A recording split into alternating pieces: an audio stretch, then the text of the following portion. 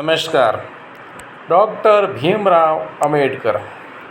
Doctor Bhimrao Ambedkar, जिनको संविधान निर्माता भी कहा जाता है, डॉक्टर भीमराव अंबेडकर के बारे में कुछ बातें हैं जिसमें आप सुन पाएंगे।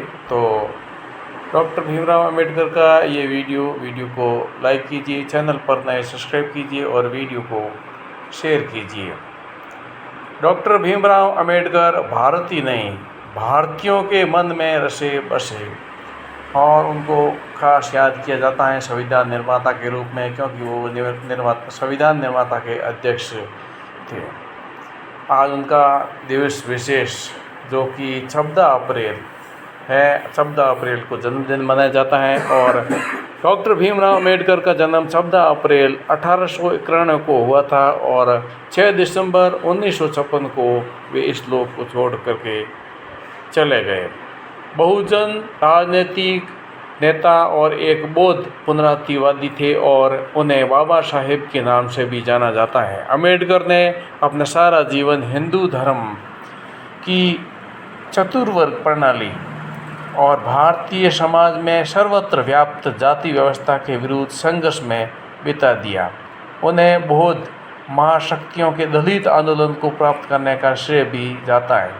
अंबेडकर को भारत रत्न से भी सम्मानित किया गया है, जो भारत का सर्वोच्च नागरिक पुरस्कार है। अपनी महत्वपूर्ण उपलब्धियों तथा देश को अमूल्य सेवा के स्वरूप डॉक्टर भीमराव अंबेडकर को आधुनिक युग का मनु कहकर सम्मानित किया गया। कार्यकारी सदस्य 1926 में वह मुंबई में विधानसभा के सदस्य नामित किए गए और उसके बाद वह निर्वाचित भी हुए। सन 1942 से 46 के दौर में वह गवर्नर जनरल की कार्यकारिणी की सदस्यता तक पहुँचे और भारत के स्वाधीन होने पर जवाहरलाल नेहरू के मंत्रिमंडल में विधि मंत्री हुए। बाद में विरोधी दल के सदस्य के रूप में उन्होंने काम किया और भारत के संविधान के निर्माण में उनकी प्रमुख भूमिका थी। वह संविधान विशेषज्ञ थे और अनेक देशों के संविधानों का अध्ययन उन्होंने किया था। भारतीय संविधान का मुख्य निर्माता उन्हीं को माना जाता है। उन्होंने जो लिखा उसका गहरा संबंध आज के भारत और इस देश के इतिहास से है। शूद्रों के उद्धार के लिए उन्होंने जीवन भर काम किया, पर उनका लेखन केवल शूद्रों के लिए महत्वपूर्ण नहीं। उन्होंने दर्शन, इतिहास, राजनीति, आर्थिक विकास आदि अनेक समस्याओं पर विचार किया, जिनका संबंध सारे देश की जनता से है। अंग्रेजी में उनकी रचनावली doctor Baba Saheb Ambedkar writings and speeches नाम से महाराष्ट्र सरकार द्वारा प्रकाशित की गई। हिंदी में उनकी रचनावली बाबा साहब डॉक्टर अंबेडकर संपूर्ण वाक्य के नाम से भारत सरकार द्वारा प्रकाशित की गई।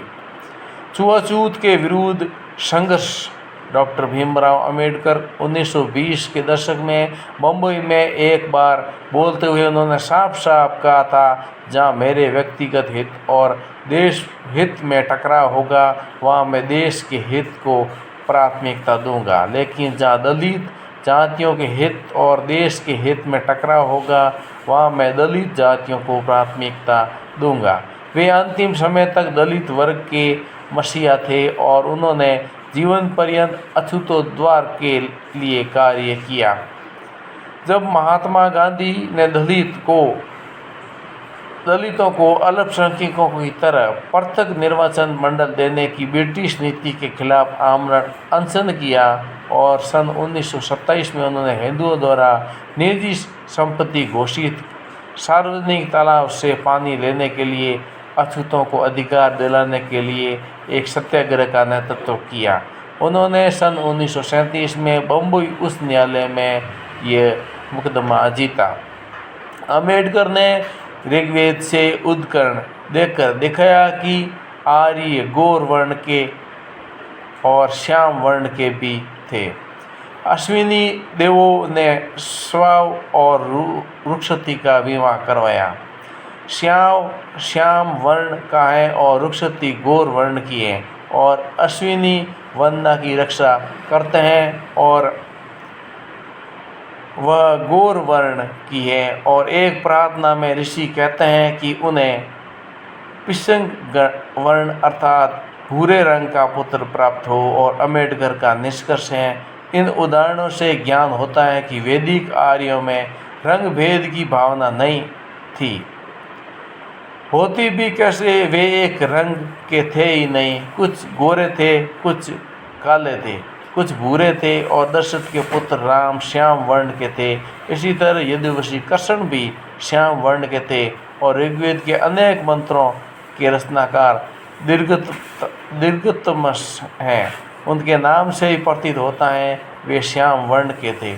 आर्यों में एक प्रसिद्ध ऋषि कर्ण थे और ऋग्वेद में उनका जो विवरण मिलता है उससे ज्ञात होता है कि वे श्याम वर्ण के थे। इसी तरह अम्बेडकर ने इस धारणा को खंडन किया कि आर्य गौर नस्ल के ही थे। डॉक्टर भीमराव अम्बेडकर भारत के संविधान निर्माता के रूप में जाने जाते हैं, क्योंकि उन्होंने बहुत देशों के संविधान को पढ़ा और फिर उनकी बात को अपने भारत के संविधान में रखने की कोशिश की। इसलिए 14 अप्रैल को